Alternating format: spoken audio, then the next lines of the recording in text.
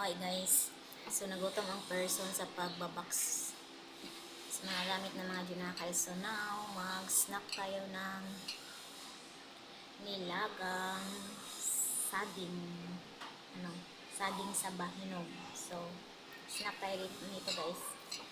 Kain ba kayo nito? Saging sa bahinog. So, kain tayo. Merienda time.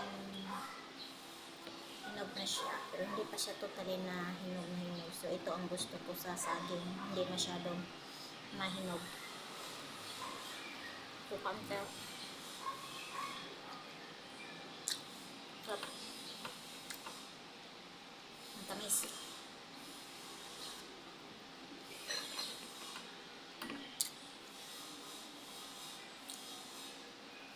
Kain tayo ng hinog ng saging na saba para may potassium tayo.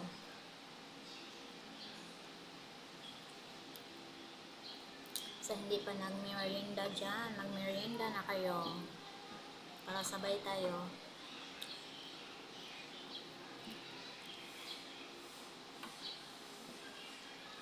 Hindi na siya kailangan pang tawag din, sausaw ng sausawan kasi hinog na siya. Sarap.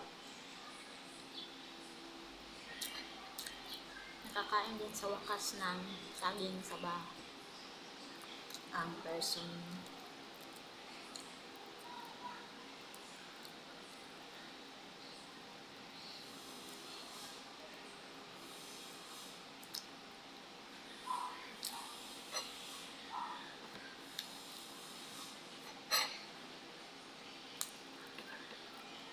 Sanay ako kumain nito kasi doon sa probinsya namin dati ito talaga pinakain namin doon. Saging, kamuting kahoy, kamote, yung pinakain namin doon sa probinsya dati. Hanggang ngayon kapag makauwi ako doon sa amin, hindi talaga mawawala ang ganito. Gustong gusto ko to ganito saging.